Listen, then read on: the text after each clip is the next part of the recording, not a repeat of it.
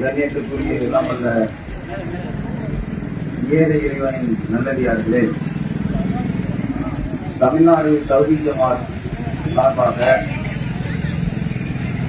10 மாத செயல் திட்டத்தின் துவக்கமாக மதுவுக்கு எதிரான விழிப்புணர்வு பிரச்சாரங்களை தமிழகம் முழுவதும் நடத்தி வருகிறது. அதன் ஒரு பகுதியாக மங்களங்குடியிலே இந்த தெருமுனை கூட்டம் ஏற்பாடு செய்யப்பட்டிருக்கிறது. மது என்பது தீமை என்பது எல்லாருக்குமே தெரியும். ஆனால் மது ஒரு சமூகத்தினுடைய தீமையாக இருக்கிறது. ஒரு சமுதாயத்தையே அழிக்கக்கூடிய தீமையாக இருக்கிறது. ஒரு குடும்பத்தை சீரழிக்கக்கூடிய தீமையாக மது இருக்கிறது. நமது நாட்டை முன்னேற்ற வேண்டும் என்கிற அக்கறையிலே இந்த நாட்டினுடைய தலைவர்கள் பலரும் தங்களுடைய கருத்துக்களை வெளிப்படுத்தி இருக்கிறார்கள். அவர்கள் இந்த நாட்டினுடைய வளர்ச்சியை குறித்து, எதிர்காலத்தை குறித்து பேசும் பொழுதெல்லாம் நமது நாட்டினுடைய எதிர்காலம் இளைஞர்களின் கையில்தான் இருக்கிறது என்று அவர்கள் இளைஞர்களை குறிப்பிட்டு பேசுவார்கள். ஏனென்று சொன்னால், ஒரு நாட்டினுடைய முதுகெலும்பாக பார்க்கப்படக்கூடியவர்கள் இளைஞர்கள். இளைஞர்கள் சரியான முறையிலே உருவாக்கப்பட்டால்தான் ஒரு நாடு வளம் பெறும். இளைஞர்கள் எதிர்காலத்தை கருத்தில் கொண்டு செயல்படக்கூடியவர்களாக இருந்தால்தான் அந்த நாடு வளர்ச்சி பெறும். அதே இளைஞர்கள் குடியிலே வீழ்ந்து விட்டால், குடிகாரர்களாக மாறிவிட்டால் ஒரு நாடு வளர்ச்சி அடையுமா? நாட்டினுடைய எதிர்காலம் இளைஞர்கள் கையில் இருக்கிறது என்று சொன்னார்கள். ஆனால் இன்றைய இளைஞர்களுடைய நிலை என்ன? இந்த நாட்டை முன்னேற்றக்கூடிய வகையிலே ஒழுக்கமானவர்களாக தங்களுடைய வாழ்க்கையை அமைத்திருக்கிறார்களா? நல்ல பழக்கம் இருக்கிறார்கள், உருவாகிக் கொண்டிருக்கிறார்கள். மதுவை குடிக்கக்கூடியவர்களாக உருவாகி இருக்கிறார்கள். மதுவிலே வீழ்ந்து கிடக்கக்கூடிய வகையிலே இளைஞர்கள் இன்றைக்கு உருவாகிக் கொண்டிருக்கிறார்கள். மது என்பது ஒரு சாதாரணமான தீமை அல்ல. மதுவை குடிக்கக்கூடியவனுடைய எதிர்காலத்தையே அழிக்கிற தீமை, ஒரு சமூகத்தை இல்லாமல் ஆக்கக்கூடிய ஒரு தீமை அது. ஒரு சமூகத்தை நலமோடு இருக்க வேண்டும் என்று சொன்னால் இந்த மதுவை நாம் அனைவரும் ஒன்றிணைந்து ஒழிக்க வேண்டும். அதுக்கு என்ன செய்யணும்?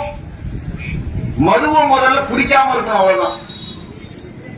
மது குடிக்காதவர்களாக நீங்கள் மாறுகிற பொழுதுதான் உங்களுடைய வாழ்க்கை மகிழ்ச்சிக்குரியதாக மாறும்.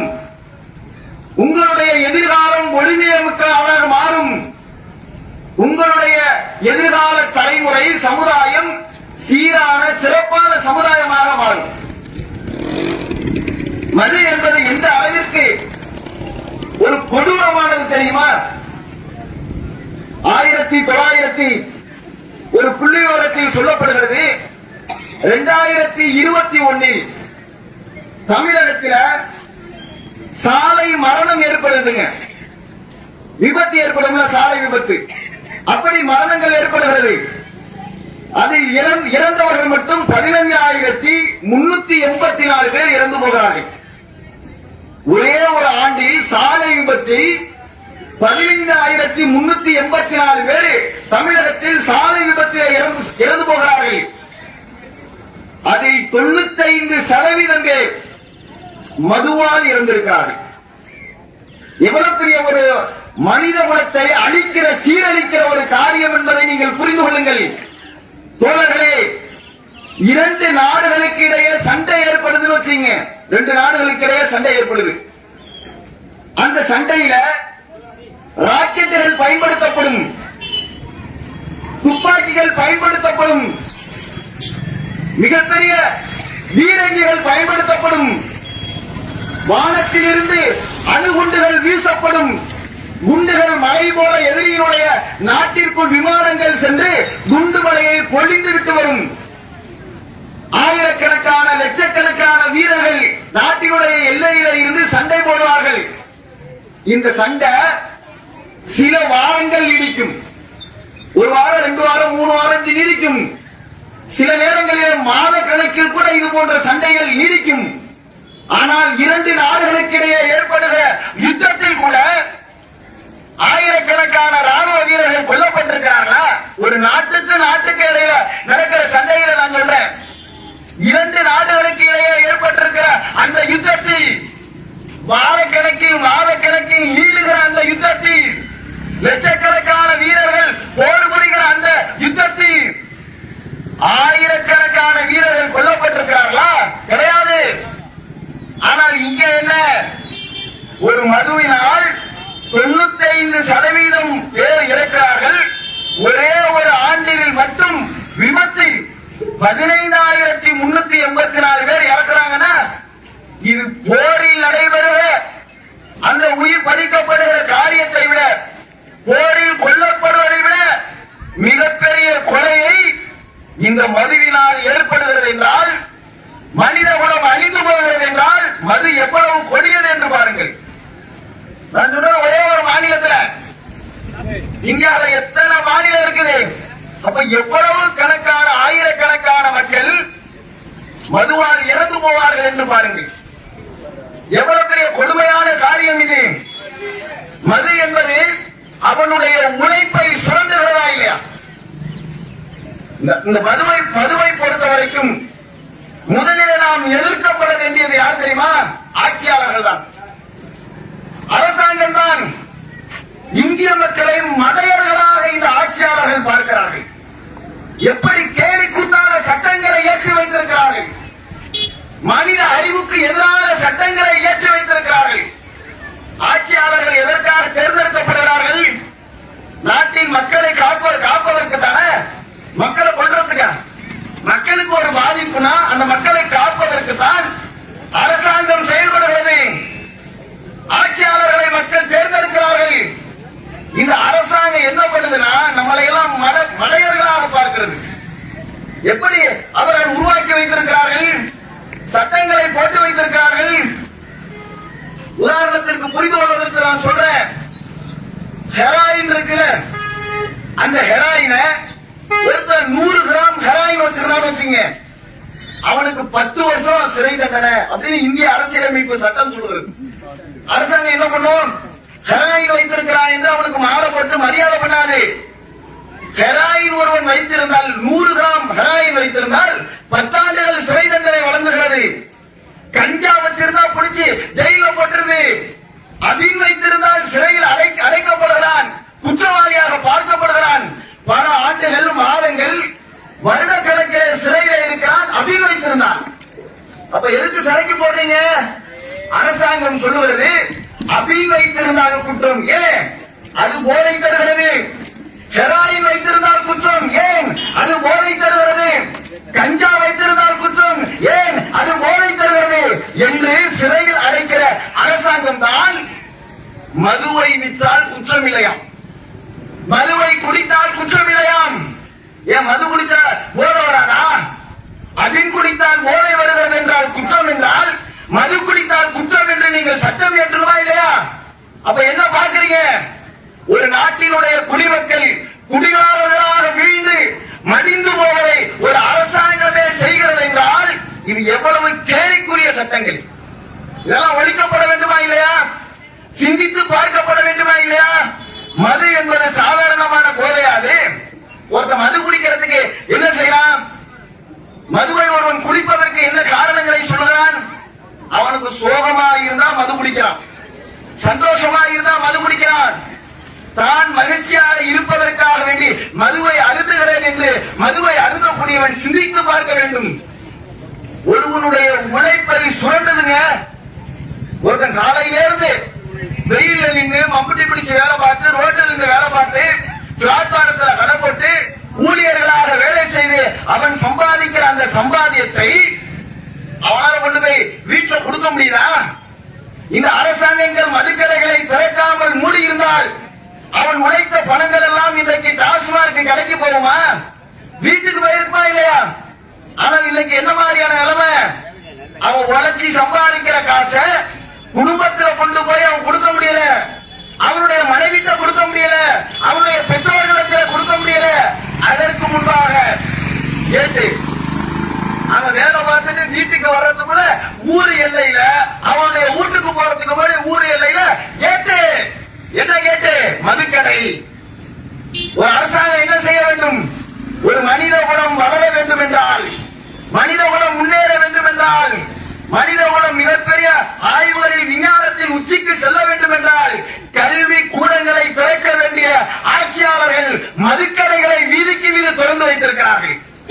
ஒவ்வொரு ஊர்லையும் நீங்கள் எண்ணி பார்க்க வேண்டும். நமது ஊர்ல மதுக்கடை திறக்கப்பட்டிருந்தால் நம்ம ஊர் அழிக்க போறான்னு அர்த்தம். பள்ளிக்கூடம் திறந்தாக்கா இங்க உள்ள பிள்ளைங்க படிச்சு பெரிய ஆளாகும். மங்களமுடியில இருக்கிற ஐபிஎஸ் யாரு? மங்களமுடியில உள்ள ஒரு சொந்த ஊர் மங்களமுடிங்க. விருதுநகர்ல இருக்கிற ஐஏஎஸ் யாரு? மங்களமுடிங்க. முதலமைச்சருக்கு கீழே இன்னைக்கு ஐஏஎஸ் அதிகாரியா வேலை பார்க்கறாங்களே, தலைமைச் செயலாளர் வேலை பார்க்கறாங்களே யாரு? மங்களமுடிங்க. அப்படி நம்ம பெருமையாக சொல்லிக் கொள்ளலாம். இருதய அறுவை சிகிச்சை செய்ய நிபுணர் யாரு? இந்தியாவிலேயே தலை சிறந்தவர். எந்த ஊருங்க? மங்களமுடிங்க. சொல்லலாம். எப்ப இங்க பள்ளிக்கூடங்கள் திறக்கப்பட்டிருந்தால் அப்படி நாம் பெருமை பாராட்டலாம். இந்த ஊர்ல இருக்கிற சிறுவர்களாக இன்றைக்கு நாம் பார்க்கப்படுகிற இந்த பிள்ளைகள் படிப்பார்கள், நல்ல கல்வி பெறுவார்கள், அதன் வழியாக சிறந்த மருத்துவராக, சிறந்த டாக்டராக, சிறந்த வழக்கறிஞராக உயர் அதிகாரத்திலே அமர்ந்திருப்பார்கள். அது நமக்கு பெருமை, நம்ம ஊருக்கு. அப்படி சொல்லலாம். ஆனால் மதுக்கடையை திறந்து வைத்தால் நீங்க என்ன பார்க்கணும் தெரியுமா? எத்தனை பேர் குடியை கெடுக்க போறான்னு தெரியல, எத்தனை பேர் விதவைகளாக இந்த ஊரிலே இளம்பெண்கள் மாறப் போகிறார்கள் என்று தெரியவில்லை, எத்தனை குடும்பங்களுடைய வருமானங்களை இவர்கள் சுரண்ட போகிறார்கள் என்று தெரியவில்லை, எத்தனை சிறுவர்கள் அனாதைகளாக விரட்டி அளிக்கப்போகிறார்கள் என்று தெரியவில்லை. இப்படி நீங்க பார்க்கணும். மதுக்கடைகள் திறப்பது என்பது ஒரு குடும்பத்தையே சீரழிக்கிற செயல். பார்க்கலையா? மதுவை குடிக்கும் பொழுது சந்தோஷமா அவன் குடிக்கிறான். ஆனால் மது என்பது அவனுக்கு அது மகிழ்ச்சி தருவதாக இருக்கலாம். உண்மையிலே அது மகிழ்ச்சி தருவதா? மதுவை நீங்க குடிக்க குடிக்க அந்த மது உங்களுக்கு எப்படிப்பட்ட கேட்டை ஏற்படுத்துகிறது தெரியுமா? உடம்பில் இருக்கிற நரம்புகள் எல்லாம் தளர்ந்து கொள்கிறது. அவனால வேலை செய்ய முடியாது. இளமையில் இருக்கக்கூடிய இளைஞனாக பார்க்கப்பட வேண்டிய, இளைஞனாக தோற்றமளிக்கப்பட வேண்டியவன் அவனுடைய இளம் வயதில் முதுமை அடைந்தவனை போல காட்சியளிக்கிறான். முதுமை அடைந்தவனுக்கு இருக்கிற அந்த உடல் வலிமை அவனுக்கு இருக்கிறது. ஆரோக்கியம் குன்றியவனாக மாறிவிடுகிறான், நோயாளியாக மாறிவிடுகிறான், குறைந்த காலத்தில் இறந்து விடுகிறான். இது தேவையா? கொஞ்ச காலத்தில் அவனுக்கு என்ன பண்ணணும்? முதல்ல குடிக்கிறப்ப சந்தோஷம்னு நினைச்சுக்கிட்டு குடிப்பான். ஆனா அது கொஞ்சம் கொஞ்சமா அவனுடைய கண் பார்வையை பறிக்கும், கொஞ்சம் கொஞ்சமா அவனுடைய கிட்னியுடைய செயல்பாடுகளை குறைக்கும், கொஞ்சம் கொஞ்சமா அவனுடைய நுரையீரலுடைய அந்த பங்கனை குறைக்கும், கொஞ்சம் கொஞ்சமா அவனுடைய மூளையை செயலிழக்க செய்யும். உடலில் இருக்கிற எல்லா பார்ட்ஸையும் செயலிழக்க வைக்கக்கூடிய மிக கொடுமையான விஷம் தான் இந்த மது. நீங்க குடிக்கும் போது மதுல கைய வைக்கிறப்ப நீங்க என்ன நினைக்கலாம்? நீ வேணா நினைச்சுக்கலாம், நான் ரொம்ப ஜாலியா இருக்கிறதுக்காக குடிக்கிறேன். உன்னுடைய குழந்தைகளுக்கு அப்படி குடிப்பியா? ஜாலியா இருக்கிறதுனா மகிழ்ச்சியாக இருப்பதற்கு நீ குடிக்கிற என்றால் உன்னுடைய மனைவிக்கு ஊற்றி குடிப்பியா? உன்னுடைய குழந்தைகளுக்கு ஊற்றி குடிப்பியா? அப்ப என்ன? உலகை ஏமாற்றுகிறாய். நான் மகிழ்ச்சியாக இருப்பதற்கு குடிக்கிறேன் என்று உனக்கே தெரியுது தீங்கு. அது என்ன செய்து உன்னுடைய உடலில் இருக்கிற ஒவ்வொரு பார்ட்டையும் செயலிழக்க செய்து கொண்டே இருக்கிறது. நீ குடிக்கக்கூடிய இந்த மது என்பது உனது உயிரை கொஞ்சம் கொஞ்சமாக குடித்துக் கொண்டிருக்கிறது. உன்னுடைய வாழ்நாளை கொஞ்சம் கொஞ்சமாக குடித்துக் கொண்டிருக்கிறது. உன்னுடைய ஆயுளை கொஞ்சம் கொஞ்சமாக குடித்துக் கொண்டிருக்கிறது. மதுவை நீங்க கை வைக்கிறப்ப நினைக்கணும், என்ன? நான் குடிக்கக்கூடிய இந்த மதுதான் மகிழ்ச்சி என்று நினைத்து குடிக்கிறேன். இந்த மதுதான் என்னுடைய மனைவியை விதவையாக ஆக்கப் போகிறது என்று நீங்கள் புரிந்து கொள்ளுங்கள். நான் மகிழ்ச்சிக்காக தொடுகிற இந்த மதுதான் என்னுடைய குழந்தைகளை அனாதைகளாக நிறுத்தப் போகிறது என்பதை புரிந்து கொள்ளுங்கள். நான் மகிழ்ச்சிக்காக குடிக்கிற இந்த மதுதான் என்னுடைய பெற்றோர்களை ஆதரவற்றவர்களாக நிறுத்தப் போகிறது என்பதை புரிந்து கொள்ளுங்கள். இல்லையா? பார்க்கலையா நம்மெல்லாம்? உறவினர்களை எத்தனை பேர் மரணிக்கிறார்கள், இந்த ஊரிலே எத்தனை பேர் மரணிக்கிறார்கள். ஏயா நல்லாதானே இருந்தாரு, சின்ன வயசு பையனாதானே இருந்தாரு, குறைந்த வயதுடையவர் எப்படி இறந்து போனார் என்று அவருடைய இறப்பை நம்ம உள்ளபடி பார்த்தா கடைசியில தெரியுதா ஒரு குடிகாரராக இருந்திருக்கிறார். கொஞ்சமா குடித்தார், இப்ப நிறைய மடா குடிக்காரமா ஆயிட்டார். தினம் குடிக்காம ஒரு தூங்க முடியாதுங்கிற நிலைக்கு வந்துட்டார். காலையிலே எழுந்து வேலைக்கு செல்வதற்கு முன்பாக ஒயின் ஷாப் கடையில போய் நின்று கடை திறக்கிற வரைக்கும் வெயிட் பண்றார். கடை திறந்த பிறகு குடிச்சிட்டு தான் வேலைக்கு போறார். வேலை பார்த்துட்டு வந்து உடனே ஒயின் ஷாப்ல போய் குடிக்கிறார். இரவில் தூக்கம் வர வேண்டும் என்பதற்காக மதுவை வாங்கி கொண்டு வந்து வைத்து விடுகிறார். இப்படி இரவிலும் குடித்துவிட்டு உறங்குகிற பழக்கம் உடையவராக இருந்தால், அதிகமாக மது அருந்தக்கூடியவராக இருந்தார், மதுக்கு அடிமையானவராக இருந்தார், இப்ப இறந்துட்டாரே அப்படி சொல்றாங்கல்ல. எத்தனை பேர் இளம் வயதில் மரணித்திருக்கிறார்கள். அவர்களுடைய குடும்பங்களை நீங்கள் எண்ணி பாருங்கள். இப்பொழுது இறந்து விட்டார். நம்மை கொண்டு ஒரு காலத்தில் மகிழ்ச்சிக்காக மதுவை பெற்றவர்தான், இப்பொழுது இறந்து விட்டார். இளம் வயதில் இறந்து விட்டார். அவருடைய மனைவியை நினைத்து பாருங்கள், அவருடைய பிள்ளைகளை நினைத்து பாருங்கள், அவர்களுடைய பெற்றோர்களை நினைத்து பாருங்கள். இவர்களைப் போல என்னுடைய பிள்ளைகள் அனாதைகளாகப்பட்டவர்களாக நிறுத்தப்பட வேண்டுமா? அப்பாவை பார்க்க முடியாது, அப்பாவை பேச முடியாது, அப்பா கொஞ்சம் பெற்றவர்களுடைய அரவணைப்பை ஏங்கி தவிர்ப்பார்களே. அப்பா இருந்தால் எப்படி இருக்கும் என்று அவர்கள் நினைப்பார்கள், நித்தம் நித்தம் நினைப்பார்களே. அப்படி என்னுடைய பிள்ளைகள் அனாதைகளாக இந்த மதுவால் நிறுத்தப்படுவான் என்றால் இந்த மது எனக்கு தேவையில்லை தேவையில்லை என்று அதை தூர வீசியறீங்க. விதவைகளாக இன்றைக்கு பெண்கள் மாறி இருக்கிறார்கள். நினைச்சு பாருங்க எவ்வளவு கஷ்டம். ஒரு ஆண் இருந்து தன்னுடைய குடும்பத்திற்கான உணவை அவனால் சம்பாதித்து கொடுக்க முடியவில்லை. ஒரு ஆணால் கஷ்டப்படுறான், வேலை கிடைக்கல, வெளியில நிக்கிற, எவ்வளவு சிரமம் குடும்பத்துக்கு சம்பாதிச்சு அவர்கள் பசியார நான் உழைப்பதற்கு எவ்வளவு கஷ்டப்படுறேன் அப்படி நினைக்கிறார்களா இல்லையா? அப்ப நீ இறந்து போயிட்டா உங்களையால் அந்த குடும்பத்தை நிர்வகிக்க முடியுமா? ஒன்னாலே உழைச்சு பட்டம் உள்ள உன் குடும்பத்துக்குன்னா நீ யாரும் மதுவால குடிச்சிட்டு இறந்துட்டா உன் கொண்டாட்டி எப்படி சம்பாதிச்ச குடும்பத்தை அவங்க கண்ட்ரோல் பண்ணி கொண்டு போவாங்க? எவ்வளவு சிரமத்தில் இந்த குடும்பத்தை கொண்டு போய் நிறுத்துவதற்கு மது உனக்கு மகிழ்ச்சியை தருகிறதா? மது உனக்கு இன்பமாக தெரிகிறதா? மதுவை குடித்தால்தான் உன்னுடைய வாழ்க்கையில சொர்க்கத்தை அனுபவித்தது போல ஒரு சந்தோஷம் உனக்கு ஏற்படுகிறதா? எப்ப எல்லோரையும் இது சீரழித்து விடுகிறதுங்க. சாதாரணமான தீமை அல்ல, எவ்வளவு மிகப்பெரிய தீமை அது. மதுவை குடிக்கிறோம், நமக்கு முதல்ல சுயமரியாதை கிடைக்கிறதா? மதுவை குடிக்கிறது சுயமரியாதையோடு வாழ்வதற்கான வழியை அது கற்றுத் தருகிறதா? மது குடிக்கிறதுக்கு முன்னாடி வரைக்கும் நல்லா பேசுறவன் மது குடிச்ச பிறகு தாழ்வாரா பேசுறான். என்னன்னா அவனை மனித இடத்திலிருந்து அப்பாற்பட்டவனாக மனிதர்களை பார்க்கிறார்கள். அவன் மது குடிச்சிருக்காங்க, அவன் தண்ணி அடிச்சிருக்கான், சாராயம் குடிச்சிருக்கான், அதனால அவன் அப்படிதான் பேசுவான். எப்படி அவனுடைய சுயமரியாதை இழக்க செய்கிறது? மது குடித்து விட்டு வீதியிலே உறங்குகிறான், ரோட்ல படுத்து கிடக்கிறான், அவனுடைய ஆடைகள் எல்லாம் அவிழ்ந்து கலைந்து கிடக்கிறது. கொஞ்சம் கூட வெட்க கூச்ச உணர்வு இல்லாமல் தான் வசிக்கிற பகுதியில், தான் தினமும் நடமாடுகிற பகுதியிலே ஆடைகள் அவிழ்ந்த நிலையிலே கிடக்கிறானே, இதை விட ஒரு கேவலம் வேற என்ன இருக்கும்? அரசு பாருங்க, அவ்வளவு கேவலத்தை இந்த மது ஏற்படுத்துகிறது.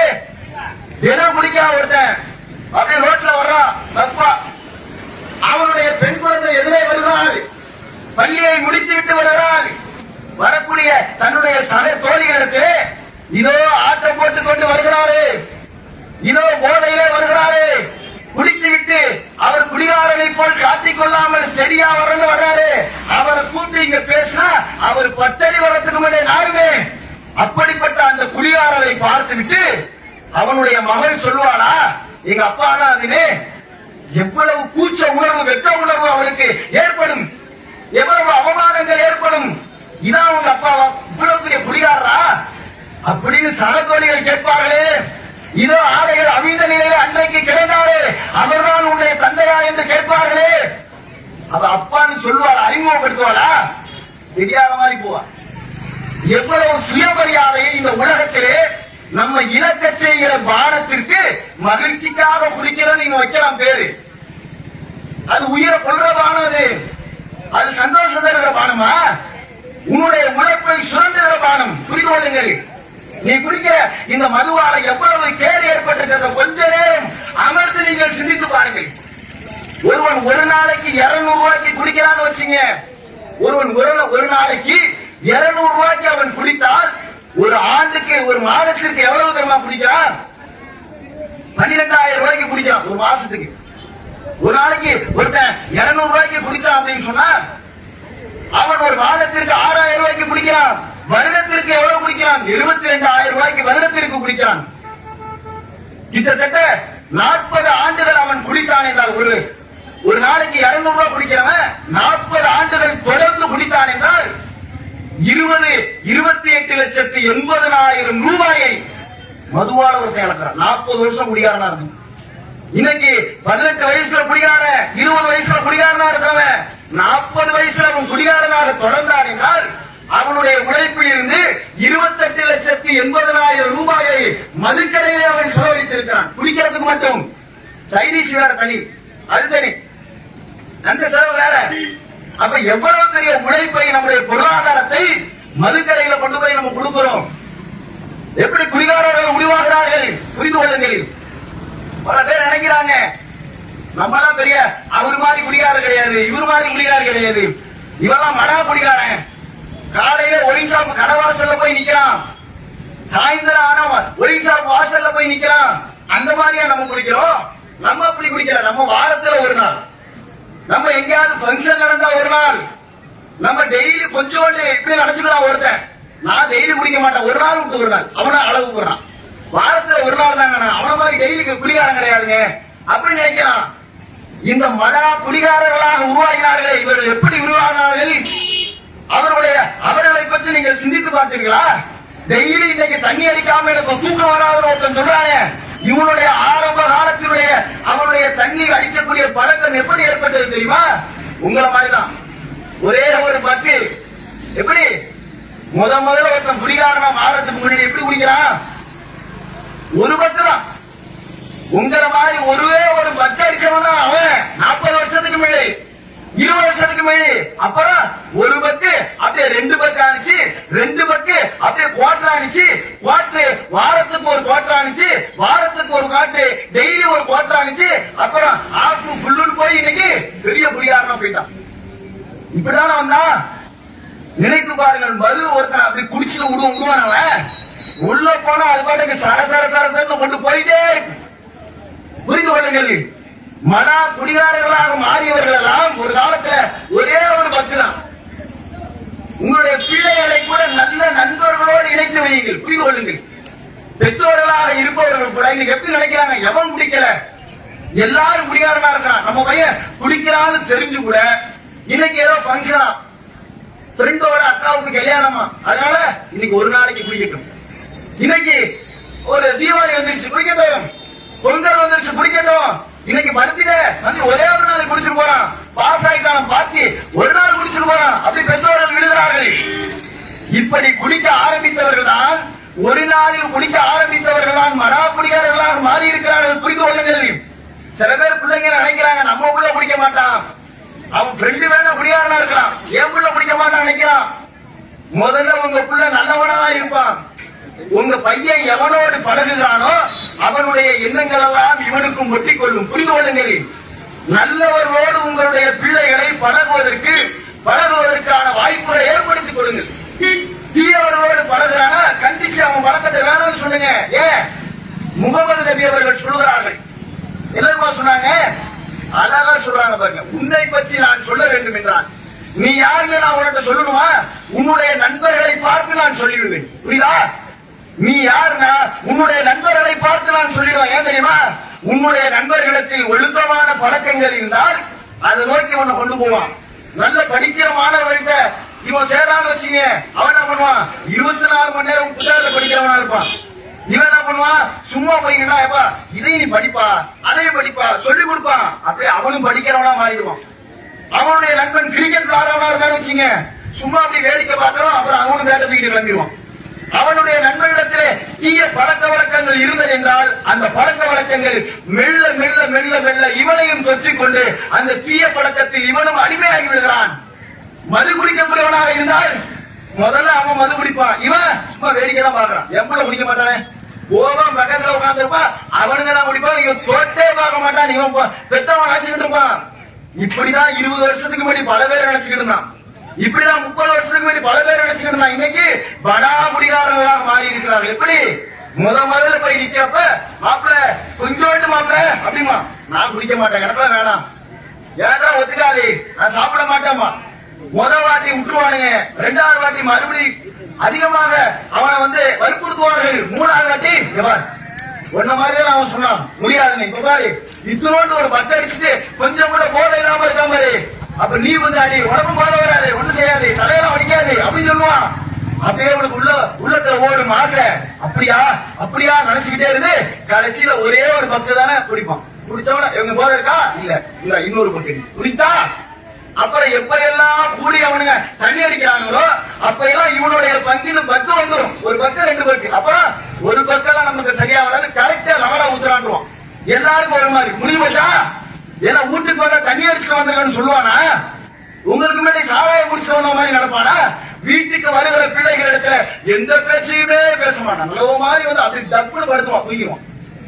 எதுவுமே தெரியாது, பேசினா கண்டுபிடிப்பீங்க. அப்படி பேசினா கூட தூரத்துல டிஸ்டன்ஸ்ல அப்படியே நின்று பேசிக்கிட்டே இருந்து தட்டுப்படுத்துவான். இப்படி அவர்கள் தொழுகிற இந்த மதுதான் இன்றைக்கு நீங்கள் பார்க்கிற குடிகாரர்களாக உருவாவதற்கு காரணமாக இருக்கிறது.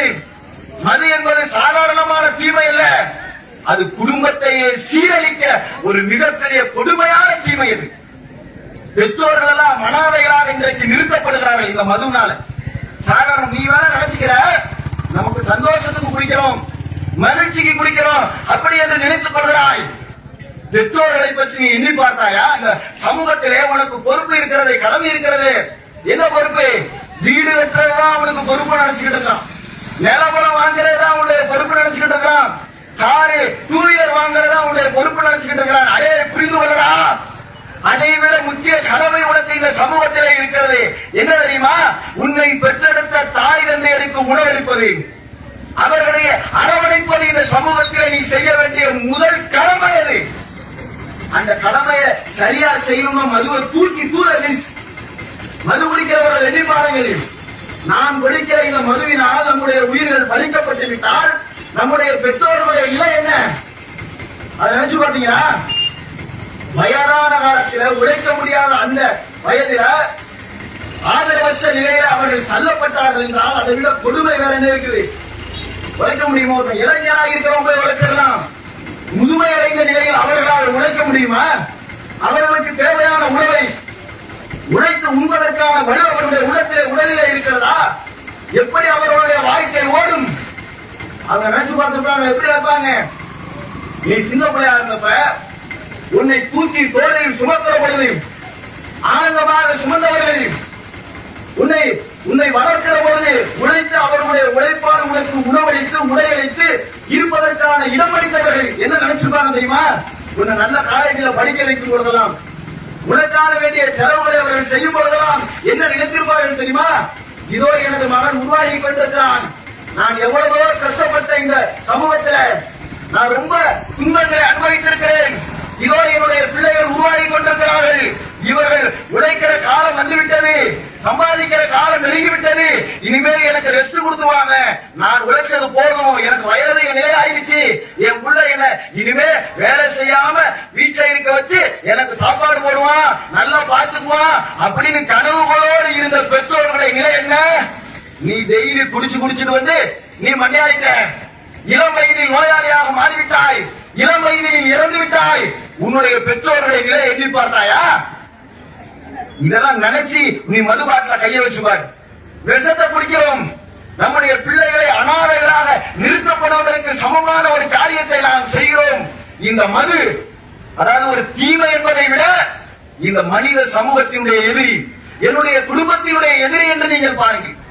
எந்த அளவிற்கு குடிகாரர்கள் உருவாகி இருக்கிறார்கள் தெரியுமா? ஒரு புள்ளிவிவரம் சொல்லுகிறது, உலக மருத்துவ குழு இருக்குது WHO, கொரோனா காலத்தில் நீங்கள் கேள்விப்பட்டிருப்பீர்கள், கொரோனால லாக்டவுன் போடுங்கன்னு சொன்னதை WHO தான், லாக்டவுனை கொஞ்சம் கொஞ்சமா ரிலீஸ் பண்ணுங்கன்னு சொன்னதை WHO தான், மாஸ்க் போடுங்கன்னு சொன்னது WHO தான். யாரையும் கொடாதீர்கள், வெளியே வராதீர்கள் என்று சொன்னது WHO தான்.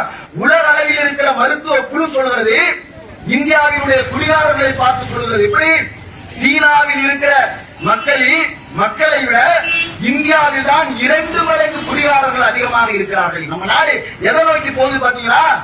எதிரில் முன்னேறி கொண்டிருக்கிறோம் பார்த்தீர்களா? தலைமுறைகள் இளைஞர்களாக இன்றைக்கு உருவாகுவர்கள் தான் புத்தகங்களை சுமத்த வேண்டிய கைகளிலே இன்றைக்கு மது பாட்டில்களை சுமந்திருக்கிறார்களே. எந்த அளவுக்கு நாடு சீரழிஞ்சு போச்சு பாத்தீங்களா? சீனாவை விட இந்தியாவில் 2 மடங்கு அதிகமான குடிகாரர்கள் உருவாகி இருக்கிறார்கள்.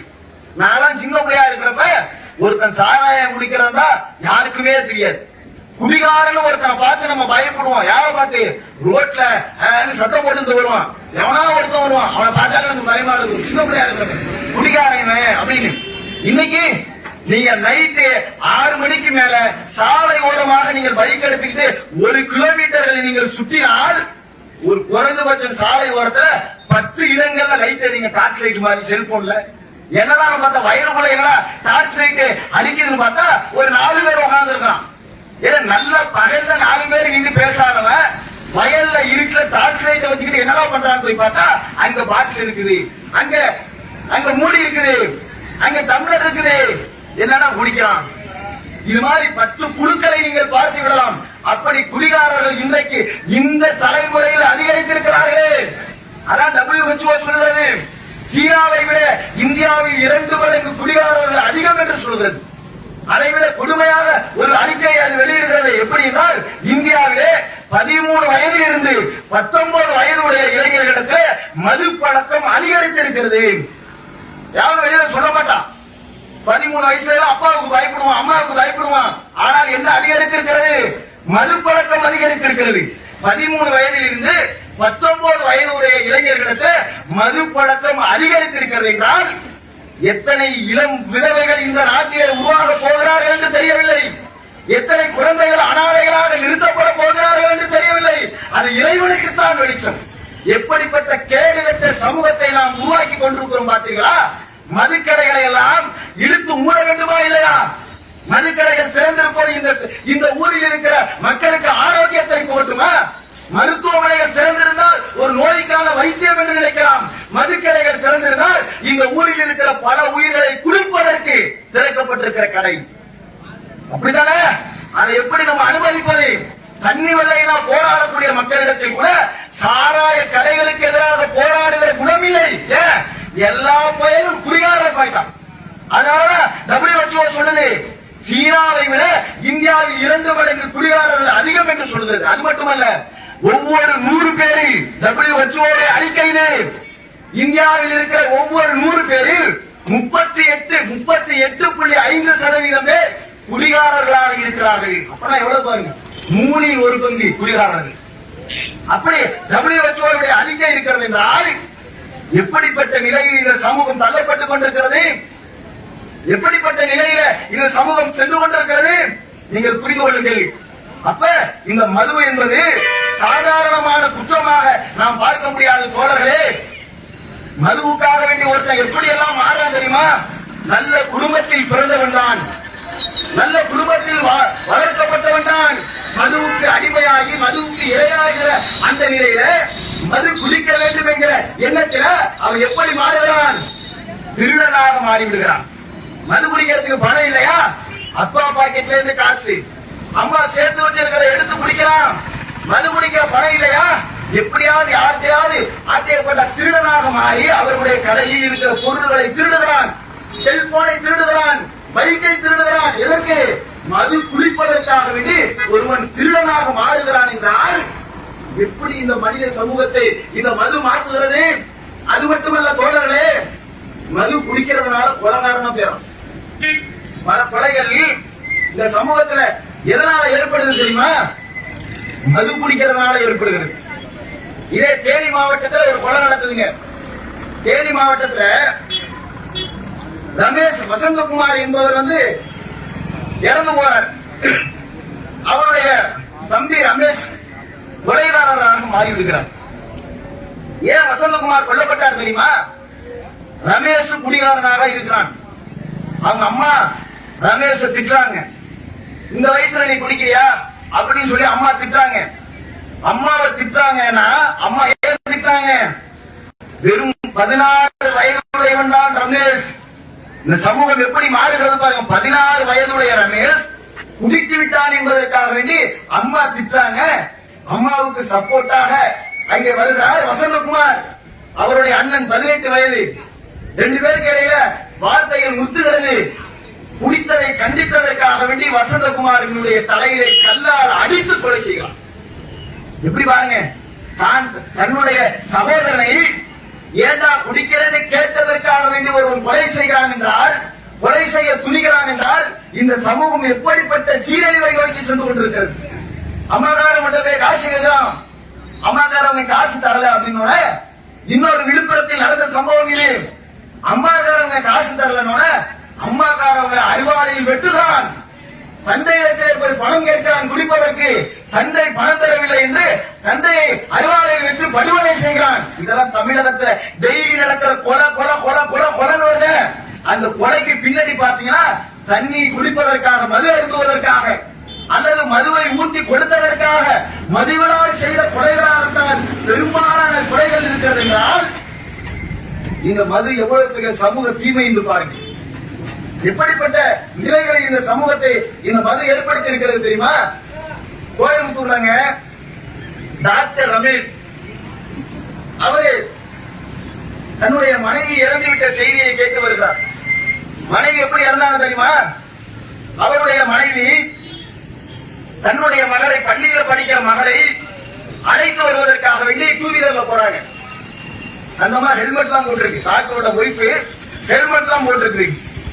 அந்த பிள்ளைய அழைச்சிட்டு வந்துகிட்டு இருக்கிறாங்க. ஸ்கூல்ல இருந்து எதிரே மது அருந்தி வந்தவர்கள் வேகமாக வந்து தாறுமாறாக வந்து ரமேஷனுடைய, டாக்டர் ரமேஷனுடைய மனைவியின் 2 வீலர் மீது மோதி விடுகிறார்கள். நேருக்கு நேரம் மோது. இந்த அம்மா ஹெல்மெட் போட்டிருந்தும் சம்பவ இடத்தில் இறந்து விடுகிறார். அவருடைய பிள்ளை, அவருடைய பெண் பிள்ளை குத்துயிரும் கொலை உயிருமாக இருக்கிறார். மருத்துவமனைக்கு அவங்க வேகமாக ஆம்புலன்ஸ்ல ஏற்றி அனுப்புறாங்க. இந்த செய்தியை கேள்விப்பட்ட உடனே ரமேஷ் வர்றார். ரமேஷ் வந்து என்ன பண்ணாரு தெரியுமா? அந்த வீதியில இறந்து கிடக்கிற, சாலையில இறந்து கிடக்கிற தன்னுடைய மனைவியுடைய சடலத்தை எடுக்க விடாமல் தடுத்து விட்டு தன்னந்தனி மனிதனாக அந்த ரோட்டிலே அமர்ந்து 6 மணி நேரம் தர்ணா போராட்டத்தில் ஈடுபட்டார். மதுக்கடையெல்லாம் மூடுங்க. அந்த ரமேஷனுடைய உள்ள எப்படி வலித்திருக்கும்? ஏன்னா நான் மருத்துவராக படித்து விட்டு இந்த சமூகத்திற்கு எவ்வளவு பெரிய சேவை செய்கிறேன். எத்தனை பேர் வந்திருப்பீங்க உயிர் காப்பாற்றுங்கிற நிலையில? நான் உங்களுடைய உயிரை காப்பாற்றி இருக்கிறேன். இறந்து விடுவார்கள் என்று நினைத்து நீங்கள் தூக்கி வந்திருக்கிறீர்கள் மருத்துவமனைக்கு. நான் அவர்களை பிழைக்க வைத்திருக்கிறேன். உங்களுடைய உயிரை காப்பாற்றுவதற்காக எத்தனை பாடுபட்டு பல உயிர்களை காப்பாற்றி இருக்கிறேன். இன்றைக்கு இந்த மதுவை குடித்துவிட்டு எனது மனைவியுடைய உயிரை பறித்து விட்டீர்கள் பாருங்களா என்று துடித்திருப்பானே ரமேஷ். நினைத்து பாருங்கள். அவனுடைய பெண் பிள்ளை குத்துயிரும் குறையுமாக அவர் மருத்துவமனைக்கு அழைத்து செல்லப்பட்டிருக்கிறார் என்றால் 6 மணி நேரம் அந்த சடலத்தோடு போராடுகிற ஒரு போராட்டத்தை அவர் மேற்கொள்கிறார் என்றால் அவர் சந்தித்த அந்த வேதனையை உங்களால் உணர்ந்து கொள்ள முடிகிறதா? அனாதையாக இன்றைக்கு வீதியில நிறுத்தப்பட்டதற்கு காரணம் என்ன? ரமேஷனுடைய வழி புரிகிறதா? மனைவியை இழந்து, பிள்ளையை இழந்து அனாதையாக இந்த சமூகத்தில் விரட்டி அடிக்கப்பட்டது. நேற்று வரை ஆதரவுள்ள மனிதனாக, மகிழ்ச்சிக்குரிய மனிதனாக வாழ்ந்த நான் இந்த சமூகத்தில் தன்னந்தனி மனிதனாக கிடத்தப்பட்டதற்கு காரணம் இந்த மது என்பதை புரிந்து கொண்டு போராடுகிறான் என்றால் இது மாதிரி எத்தனை பேர் போராடிப்பார். நான் ஒண்ணுமே இல்லை, ரோட்ல சும்மா தான் நடந்து வந்தேன். சாராயத்தை குடிச்சு வந்து விட்டுட்டானுங்க, மோதிட்டானுங்க. பஸ்ஸுக்கு நேருக்கு நேரம் மோதி இறந்து போயிட்டாங்க 4 பேர். அவங்க மது குடிச்சவங்களா? நல்ல டிரைவர் ஏறி உட்கார்ந்தவங்க தான். ஆனா டிரைவர் மது குடிச்சிருக்காரு. நல்ல வண்டியில் ஏறி உட்கார்ந்தவங்க எய்தாப்புல வந்தவங்க மது குடிச்சுட்டு வந்தான். அப்ப நீங்கள் மது குடிக்கவில்லை என்றாலும், உங்களுடைய பிள்ளை மது குடிக்கவில்லை என்றாலும், எதிரே வரக்கூடியவன் மது அறிந்து விட்டு நமது உயிரை அவன் பறிக்கக்கூடியவனாக வருகிறான் என்றால் இந்த மது எப்படிப்பட்ட சமூக தீமையாக இருக்கிறது. ஒழிக்கப்பட வேண்டுமா இல்லையா? இதை கொண்டாடணுமா? நான் கேட்கிறேன், அரசாங்கம் எப்படி எல்லாம் அதுக்கு தனி இலாக்கா போடுறாங்க? கேவலமா இல்ல? ஏன்னா எங்களுடைய உயிரை குடிப்பதற்கு ஒரு இலாக்காவா? நான் கேட்கிறேன். ஆட்சியாளர்களாக இன்றைக்கு நீங்கள் அமர்ந்திருக்கிறீர்களே, குடிமக்களுடைய உரிமையை, அவர்களுடைய உயிரை காப்பதற்கு தானே, அவர்களுடைய ஆரோக்கியத்தை காப்பதற்கு தானே, அவர்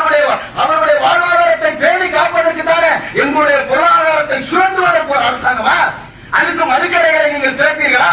எங்களுடைய உயிர்களை குடிப்பதற்கு ஒரு அரசாங்கமா, அதுக்கு ஒரு ஆட்சியாளர்களா? நான் கேட்கிறேன் உங்களிடத்தில். எவ்வளவு அவமானம்! இந்த மது என்பது சாதாரணமான ஒன்றல்ல தோழர்களே, புரிந்து கொள்ளுங்கள். எல்லா பகுதிகளிலும் ஒழிக்கப்பட வேண்டிய தீமை இது, ஒழித்து கட்ட வேண்டிய தீமை இது. இந்த இலாக்காவிலே சொல்கிறார்கள், நாங்கள் டார்கெட் வைத்திருக்கிறோம். எப்படி பாருங்க, எதுலடா நீ டார்கெட் வைக்கிறோம்? தமிழகத்தில் இந்த ஆண்டு IPS படித்தவர்கள் இத்தனை 100 என்றால், அடுத்த ஆண்டு இதை விட அதிகமாக நாங்கள் மாணவர்களை உருவாக்குவோம் என்று டார்கெட் வையே. IPS படித்தவர்கள் இந்த ஆண்டு இத்தனை நபர்கள் என்றால், மாணவர்கள் என்றால், அடுத்த ஆண்டு இதை விட கூடுதல் என்று டார்கெட் வையே. சாலை நடைபாத வியாபாரிகளாக, கூலி தொழிலாளிகளாக இருப்பவருடைய பிள்ளைகள் உயர்கல்வி கற்றிருக்கிறார்கள் இந்த ஆண்டு என்றால், அதைவிட கூடுதலாக அடுத்த ஆண்டு டார்கெட் வை. ஆனா நீ எதுல டார்கெட் வைக்கிறது தெரியுமா? இந்த வருஷம் 200 கோடி வித்திருக்கோம் மது, அடுத்த வருஷம் 300 கோடி விற்கணும், அடுத்த வருஷம் 400 கோடி மது விற்கணும் என்று சொல்லி டார்கெட் வைக்கிறார்கள். எத்தனை? ஒரு வருஷத்துக்கு இல்லைங்க, ஒரே நாள். அந்த புத்தாண்டி அன்றைய கொண்டாட்டம் கொண்டாடுகிற அந்த நாளில் 400 கோடிக்கு மது வித்ததை பெருமையாக சொல்லுகிறான் என்றால், இதெல்லாம் பெருமைப்பட வேண்டிய விஷயமா? எவ்வளவு பிரச்சனைகள், எவ்வளவு வன்முறைகள், எவ்வளவு அடிதடி பிரச்சனைகள் இந்த மதுவை குடிச்சது. 400 கோடிக்கு மது வித்ததை பெருமையாக சொல்லுகிறார்கள். தோழர்களை புரிந்து கொள்ளுங்கள். மதுவை நாம் ஒழிக்கப்பட வேண்டும் என்பதிலே நமக்கு மாற்று கருத்து இல்லை என்றாலும் கூட, இந்த மதுவை நாம் ஒழிப்பதற்கு என்ன செய்ய வேண்டும்? முதல்ல நம்மிடத்தில் அந்த மதுவை ஒழிப்பதற்கு இறை நம்பிக்கை முதலில் அவசியங்க. இறை நம்பிக்கைனா மது குடிக்கிறவங்களா இறை நம்பிக்கை இல்லாதவங்களா? எல்லாரும் இறை நம்பிக்கை உள்ளவர்கள் தானே. அப்படியே நினைப்போம். உண்மையிலே இறை நம்பிக்கை என்பது என்ன தெரியுமா? சரியான இறை நம்பிக்கை தான் ஒரு மனிதனுக்கு தேவை. முகமது நபி ஸல்லல்லாஹு அலைஹி வஸல்லம் அவர்கள் சொன்னார்கள், இறைவனை நீங்கள் எப்படி புரிந்து கொள்ள வேண்டும், இறைவனை நீங்கள் எப்படி புரிந்து கொண்டு செயல்பட வேண்டும் என்று முகமது நபி ஸல்லல்லாஹு அலைஹி வஸல்லம் அவர்கள் சொன்னார்கள். எப்படி சொன்னார்கள்? இறை நம்பிக்கையாளன் என்பவன் யார் தெரியுமா? அவன் இறைவனை சரியாக நம்புகிறவன். அப்ப இறைவனை நம்பாதவர்களா எல்லாரும்? அப்படி அல்ல. இறைவனை எப்படி நம்ப வேண்டும் என்று அவர்கள் கற்றுத் தருகிறார்கள். எப்படி நம்பணும்? இறைவன் இருக்கிறான் என்பது மட்டும் இறை நம்பிக்கை அல்ல. இறைவனுக்கு இப்படிப்பட்ட ஆற்றல் இருக்கிறது, இந்த ஆற்றல் யாருக்கும் இல்லை என்று நம்ப வேண்டும் என்று முகமது நபி ஸல்லல்லாஹு அலைஹி வஸல்லம் அவர்கள் சொன்னார்கள். நீங்கள் புரிந்து கொள்வதற்கு நான் சொல்லுகிறேன். ஒரு ஆட்டை ஒரு மனிதனிடத்தில் காட்டி இது என்னன்னு கேட்கிறோம். அவர் சொல்றாரு கப்பல்ங்கிறது. இது ஆடுப்பா, 4 கால் இருக்கு பாக்கலையா, இது பேனு கத்து பாக்கலையா, இது ஆடு அப்படின்னு நம்ம சொல்லலங்க. எனக்கு இப்படிதான் சொல்லி கொடுத்தாங்க, இதுக்கு பேரு கப்பல் தான் அப்படின்னு நான் சொல்றேன். கப்பலை காட்டி இது என்ன அப்படின்னு ஒருத்தர் கேட்கிறாரு. அதாய ஆடு அப்படின்றாரு. கப்பல் தண்ணியில கடந்து பாக்கலையா, தண்ணியில மிதந்து பாக்கலையா, அனம்ப கப்பல் எனக்கு இப்படிதான் சொல்லி கொடுத்தாங்க, அதான் ஆடு அப்படின்றாரு. அப்ப இவர் என்ன பண்ணல? ஆட்டை மறுக்கவில்லை, கப்பலையும் மறுக்கவில்லை. ஆனால் அவர் ஆட்டை சரியாக நம்பினாரா, கப்பலை சரியாக நம்பினாரா? அதே போல நபிகள் நாயகம் ஸல்லல்லாஹு அலைஹி வஸல்லம் அவர்கள் இறை நம்பிக்கையை பற்றி சொல்கிறார்கள். படைத்தவனை நீங்கள் வணங்குங்கள், படைப்புகளை நீங்கள் வணங்காதீர்கள். படைத்தவன் என்பவன் யார்? அகிலத்தையும் படைத்தவன். இந்த ஆட்டை நான் வணங்க வேண்டும் என்றால், இந்த ஆடு மரத்தை படைத்ததா, இந்த ஆடு ஈயை படைத்ததா, இந்த ஆடு இது போன்ற மனிதர்களை படைத்ததா? இல்லதானே. அப்ப இது படைப்பாளன் இல்லை என்றால் இது வணக்கத்திற்குரிய நாயன் இல்லை, இறைவன் இல்லை என்று நீங்கள் புரிந்து கொள்ளுங்கள் என்று சொன்னார்கள். அப்படி இறை நம்பிக்கையோடு நீங்கள் இருக்கிற பொழுது இந்த மதுவை உங்களால் ஒழிக்க முடியும். நான் சொல்லுவேன், சும்மா சொல்லல. நீங்க பக்ரீத்துக்கு 400 கோடி விற்கிறோம்னு சொல்லி அரசாங்கத்தால டார்கெட் காட்ட முடியுமா? ரம்ஜான்ல நாங்க 100 கோடி விற்கிறோம்னு சொல்லி டார்கெட் காட்ட முடியுமா? ஏன்? ஒரு பக்கம் பாத்தீங்கன்னா குடிக்க முடியாம என்னால வாழ முடியாத ஒரு சமூகம் போய் கொண்டிருக்கிறது, இன்னொரு பக்கம் மதுவை குடிக்காத ஒரு சமூகம் உருவாகி கொண்டிருக்கிறது. எவ்வளவு நல்ல நிகழ்ச்சிகள் ஏற்பட்டாலும் மதுவை தொட மாட்டேங்கிறான், எவ்வளவு துக்க நிகழ்ச்சிகள் ஏற்பட்டாலும் மதுவை தொட மாட்டேங்கிறான், எவ்வளவு கோடிகள் பணம் வைத்திருந்தாலும் பாட்சி என்ற பெயர்ல மதுவை தொட மாட்டேங்கிறான் என்றால் ஏன் தொடர? யோசிச்சீங்களா? எது இவனை தடுத்தது? எது இவனை குடிக்க விடாமல் தடுத்து நிறுத்தி இருக்கிறது? எது மதுவை இவனை வெறுக்க செய்தது? அந்த முகமது நபி அவர்களுடைய போதனை தான். இறைவனுக்கு மாறி செய்தால், இறைவனுடைய கட்டளைக்கு மாறி செய்தால், நாளை மரணத்திற்கு பிறகு இறைவன் நம்மை ஒன்று திரட்டி விசாரிக்க அந்த நாளில் இறைவன் நம்மளை தண்டிப்பான் என்கிற அந்த போதனை தான் அவனை தடுத்தது. ஏன்? காசு இல்லையா? எவ்வளவு கோடி எவ்வளவு வேணாலும் எத்தனை பேருக்கு வேணாலும் கொடுக்க முடியும் மது வாங்கி. ஏன் கொடுக்கல? இறைவனுடைய அச்சம். மது குடிக்கிறதுக்கு ஆசை இல்லையா? குடிக்கலாம், யாருக்கும் தெரியாம. ஏன் தடுத்தான்? பிடிக்காம இருக்கிறான். இறைவன் மீது இருக்கிற பயம். அப்படிப்பட்ட பயம்தான் பக்ரீத்துல 100 கோடி கஜானா கட்ட முடியல அரசாங்கத்தால. ரம்ஜான் பண்டிகையில 100 கோடி கஜானா கட்ட முடியல. ஏன்? முகமது நபி அவர்களுடைய போதனை அப்படிப்பட்ட நேர்வழியை, நல்வழியை மனித குலத்திற்கு கற்றுத் தருகிறது. தோழர்களே, உலக வரலாற்றில் இப்படிப்பட்ட ஒரு சம்பவத்தை நீங்கள் பார்த்திருக்கவே மாட்டீர்கள். அது பாதிக்காதீங்க, நீங்க பேசுறது கேட்காது. உலக வரலாற்றில் இப்படிப்பட்ட ஒரு வரலாற்றை நீங்கள் பார்த்திருக்கவே மாட்டீர்கள். என்ன வரலாறு? முகமது நபி அவர்கள் தன்னுடைய தோழர்களிடத்திலே சொல்கிறார்கள், அந்த காலத்துல ஒரு செல்வந்தன் என்பதை தன்னை அடையாளப்படுத்துவதற்கு என்ன செஞ்சாங்க தெரியுமா? அந்த காலத்துல யார் புளித்து போன மதுவை வைத்திருக்கிறார்களோ அவர்கள் தான் செல்வந்தர்கள். இப்ப மதுவே எது போத தெரியுமா? இன்னைக்கு நீங்க மது ரசம் குடிங்கன்னா போத தராது. அப்படியே பூமிக்குள்ள போட்டு புதைச்சு வச்சு அது ரொம்ப காலம் ஆன பிறகுதான் போத வரும். பழைய சோறு இருக்கிற அதுல போத இருக்கு. ஆனா நீங்க சுடு சுட சோறு சாப்பிடுறீங்க, அதுல போத வருமா? வராது. எது புளித்து போகிறதோ, புளிக்கும் தன்மை ஏற்படுகிறதோ அது எல்லாம் போதை தருகிற பொருளாக மாறிவிடுகிறது. அப்ப அந்த காலத்தில் 1400 ஆண்டுகளுக்கு முன்பாக முகமது நபி அவருடைய காலத்தில் எப்படி இருந்தார்கள்? செல்வந்தர்கள் என்று தங்களை அடையாளப்படுத்திக் கொள்ளக்கூடியவர்கள் மது பாரர்களை வைத்திருந்தார்கள். மதுவை அழைத்து வைத்திருந்தார்கள். நிறைய அதை கொண்டு தங்களை செல்வந்தர்களாக வெளியே அவர்கள் வெளிப்படுத்தினார்கள். உங்களுடைய பிள்ளை நாளை எப்படி வளர வேண்டும் என்பதை தீர்மானிக்கிற ஆசிரியர்களாக நீங்கள் இருக்கிறீர்கள். அடுத்த விஷயங்களை அவர்களுக்கு கற்றுக் கொடுக்கிற, பயிற்றுவிக்கிற தலைமுறை ஆசிரியர்களாக நீங்கள் இருக்கிறீர்கள். எனக்கு என்ன விட்டாதீங்க. ஏன்? நாளைக்கு வயசானவர்கள் அவன் தான் ஜோறு போடுங்க. உங்களுக்கு இப்பவே நல்ல பிள்ளையாக, ஒழுக்கமுள்ள மாணவனாக, ஒழுக்கமுடையவனாக, யோக்கியவனாக நீங்கள் வளர்த்தால் அது உங்களுக்கு நாளை முதுமை ஏற்படுகிற பொழுது கண்ணியத்தை அவன் தருவான். நபிகள் நாயகம் ஸல்லல்லாஹு அலைஹி வஸல்லம் அவர்கள் சொல்கிறார்கள், ஒரு தகப்பன், ஒரு தந்தை தன்னுடைய பிள்ளைக்கு வழங்குகிற செல்வத்திலேயே மிகச்சிறந்த செல்வம் எது தெரியுமா? என் பிள்ளைக்கு நான் வீடு கட்டி கொடுத்துறேன், அதான் பெரிய செல்வம் நம்ம நினைச்சுக்கிறோம். ஒரு பங்களா இல்ல 2 பங்களா, தோட்டம், கதவு, காரு, கடை, இப்படி என் பிள்ளைக்கு நான் நிறைய லட்சக்கணக்கில் சேர்த்து வச்சிருக்கிறேன், அதான் செல்வம். நீங்க நினைச்சிடாதீங்க. முகமது நபி அவர்கள் சொன்னார்கள், ஒரு தந்தை தன்னுடைய பிள்ளைக்கு வழங்குகிற செல்வத்திலேயே மிகச் சிறந்த செல்வம் ஒழுக்கம் என்றார்கள். ஒழுக்கமான பிள்ளைகளாக வார்த்தெடுக்க வேண்டியது ஒவ்வொரு பெற்றோருடைய கடமையும் பொறுப்புமாக இருக்கிறது என்பதை பெற்றோர்களாக நீங்கள் புரிந்து கொண்டு நல்ல தலைமுறை உருவாக்குவதற்காக நீங்கள் பாடுபடக்கூடிய நன்மக்களாக மாற வேண்டும். அப்படிப்பட்ட நன்மக்களாக உங்களையும் என்னையும் எல்லாம் வல்ல அல்லாஹ் ஆக்கியருக்கு உருவான என்று கூறி எனது உரையை நான் முடித்துக் கொள்கிறேன். வாகரமான அல்ஹம்துலில்லாஹி ரப்பில் ஆலமீன். அஸ்ஸலாமு அலைக்கும்.